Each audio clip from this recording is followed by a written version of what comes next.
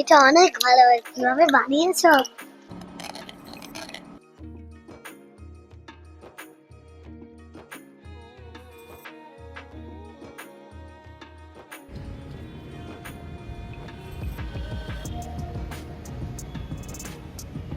আমি খেয়ে নিচ্ছি। না না আমি খাচ্ছি। না না।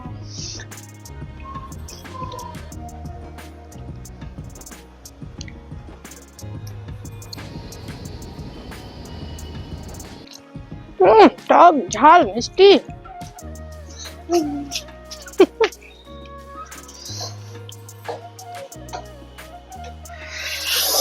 হুম এটা অনেক ভালো হয়। কিভাবে বানিয়েছো? এটা কি বলতো? কি? আমলকির টক ঝাল মিষ্টি আচার। কিন্তু মাম্মা, তুমি বলে আমলকি কেন বলছো? এটা তো আমলা। আমলা যা আমলকিও তাই, আচ্ছা। একই জিনিস। হুম রোদে বসে বসে দুপুরবেলায় এরকম আমলকির আচার যদি হয় টক ঝাল মিষ্টি, তাহলে আর বলারই কিছু নেই। আর আমলার গুণাগুণের নিয়ে তো বলার কিছু অপেক্ষা রাখে না। নমস্কার, ওয়েলকাম টু কুকিং উইথ ইচ্ছে। তাহলে চলুন দেখবেন কিভাবে আমি এই আমলকির আচার আজকে বানাবো। রেসিপি ভালো লাগলে প্লিজ একটা লাইক দেবেন, কমেন্ট করে জানাবেন যে রেসিপি কেমন লাগলো। আর চ্যানেলে প্রথম দর্শক বন্ধু হলে প্লিজ ফুল ভিডিওটাকে ওয়াচ করে চ্যানেলটাকে সাবস্ক্রাইব করতে ভুলবেন না যেন। পাশে থাকা বেল বাটনটা অবশ্যই অল এ সেট করে দেবেন, তাহলে আমাদের যে কোনো রেসিপি সবচেয়ে প্রথমে পৌঁছে যাবে শুধুমাত্র আপনার কাছে। এখানে আমি 250 গ্রাম নিয়ে নেব আমলা বা আমলকি। ভালো করে এগুলোকে ধুয়ে নিয়েছি। তারপর এখন ছুরির সাহায্যে অল্প করে এরকমভাবে এগুলোতে একটু করে ফাঁক করে নিচ্ছি, যাতে এরকমভাবে কেটে নিলে সহজে এটার মধ্যে রস বা মশলা ঢুকে যায় আর সহজেই আমাদের আমলা বা আমলকিগুলো সেদ্ধ হয়ে যায়। সমস্ত আমলকিগুলোতে আমি এইভাবে একটু একটু করে কাট লাগিয়ে নেব। তারপর চলে যাব পরবর্তী স্টেপে। এখন কড়াইয়ে অল্প একটু জল দিয়ে দিলাম। জলটা গরম করার দরকার নেই, নর্মাল টেম্পারেচারে জলের মধ্যে এখন আমাদের আমলাগুলো আমি দিয়ে দিচ্ছি।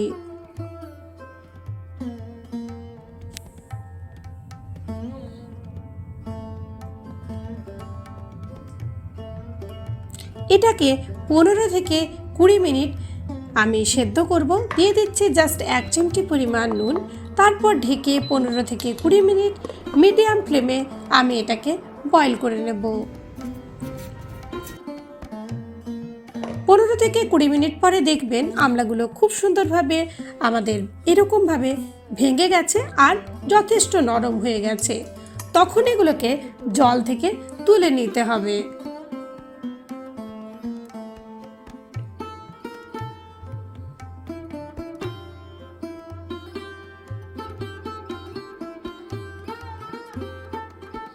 আর এই জলটা ফেলবো না, এটা কিন্তু রূপচর্চার নানা কাজে আপনি ব্যবহার করতে পারেন। যেমন শ্যাম্পু করার সময় শ্যাম্পুতে ব্যবহার করতে পারেন, আরও আপনি মাথা ধুতে বা মুখে কাজে লাগাতে পারেন। এখানে নিয়ে নিয়েছি 1 চামচ পরিমাণে 5 ফোড়ন, বড় চামচের 1 চামচ পরিমাণে নিয়েছি গোটা সর্ষে, আর হাফ চামচ পরিমাণে নিয়েছি মেথি, নিয়েছি একটা শুকনো লঙ্কা। এখন এটাকে একটু ড্রাই রোস্ট করে নেব। তবে আপনার যদি লঙ্কাটা বেশি পরিমাণে মনে হয় বেশি নিয়ে নিতে পারেন। হয়ে গেছিল, এখন এটাকে একটু গুঁড়ো করে নিতে হবে। তো আমি পুরো গুঁড়োটা এখানে করব না, জাস্ট একবার একটু এটাকে চালিয়ে নেব গরম অবস্থাতে, তাহলে পরে এটাকে ভাঙতে আমার সুবিধে হবে। কড়াইয়ে দিয়ে দিচ্ছি 2 চামচ পরিমাণে সরষের তেল, দিচ্ছি একটা শুকনো লঙ্কা, একটা তেজপাতা, আর জাস্ট 1 চিমটি দিলাম এখানে 5 ফোড়ন।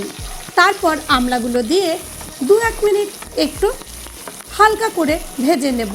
আর অবশ্যই সরষের তেল ব্যবহার করবেন, তাহলে দীর্ঘস্থায়ী এটা কিন্তু সংরক্ষণ করা যাবে। জাস্ট 2 মিনিটের মতো মিডিয়াম টু লো ফ্লেমে এটাকে ঘুরিয়ে দিয়ে দিচ্ছি 1 চিমটি নুন আর 1 চিমটি দেব হলুদ। আপনি চাইলে লঙ্কার গুঁড়োও দিতে পারেন। দিয়ে দিচ্ছি চিনি 1 কাপ পরিমাণে। আর আমলাটা আমাদের ভীষণ মিষ্টি ছিল, তাই আমলার জলটা আমি এখানে ব্যবহার করেছি। তবে আপনার যদি এই জলটাতে অসুবিধে থাকে নর্মাল জল দিয়ে দেবেন। জল এখানে দেব 1/2 কাপ পরিমাণে। তারপর 10 মিনিট কম আঁচে এটাকে ধীরে ধীরে মজতে দেব। যতক্ষণে ওটা মজে যাচ্ছে ততক্ষণে চলুন আমাদের যে স্পেশাল মশলাটা বানিয়েছিলাম সেটাকে আমি একটু ঠিক করে পেস্ট করে নিচ্ছি। আপনারা চাইলে শিলনোড়া বা মিক্সারেও কিন্তু এই কাজটা করতে পারেন। দেখুন এদিকে কিন্তু এটাও আমাদের খুব সুন্দরভাবে মজে যাচ্ছে।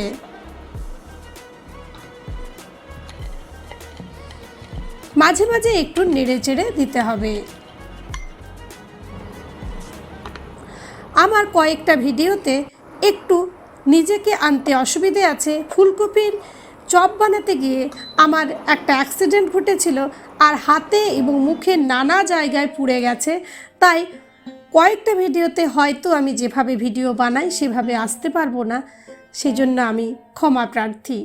হাতেরটা অলরেডি আপনারা নিশ্চয়ই দেখতে পেয়েছেন, এখনও দাগটা আছে। মুখেরটা অনেকটাই ঠিক হয়ে গেছে। চলুন কথা বলতে বলতেই আমাদের কিন্তু এটা খুব সুন্দরভাবে দেখুন মজে গেছে। রঙটা দেখেই নিশ্চয়ই বুঝতে পারছেন এটা কতটা সুস্বাদু হবে। এখন এর আগের রেসিপিতেই দেখিয়েছি আমি একটা মশলা, সেই মশলাটা এখানে ব্যবহার করব। কিছুই না, এটার মধ্যে আছে গোটা ধনে, গোটা জিরে আর শুকনো লঙ্কার ড্রাই রোস্ট।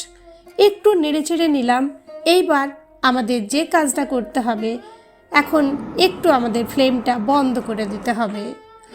দেখুন এরকম ঘনত্ব অবস্থাতেই কিন্তু এটাকে বন্ধ করতে হবে, কেননা পরে এটা আরও শুকনো হয়ে যাবে। দিয়ে দিচ্ছি বড় চামচের 1 থেকে 1.5 চামচ পরিমাণে আমাদের জিরে, ধনে আর শুকনো লঙ্কার ড্রাই রোস্টটা। তার সাথে যেটা আজকে মশলাটা বানালাম সেই সর্ষে 5 ফোড়নের মিশ্রণটাও এখানে বড় চামচের 1 চামচ পরিমাণে ব্যবহার করলাম। সমস্ত কিছু ভালো করে একবার ফাইনালি মিশিয়ে নেব। তারপর আঁচটা আবার দিয়ে জাস্ট 5 মিনিটের মতো সমস্ত কিছু একবার কম আঁচে বয়েল করে নেব। ব্যাস, তাহলে রেডি হয়ে যাবে আমাদের সুস্বাদু নরম তুলতুলে রসালো টকঝাল মিষ্টি আমলকির আচার।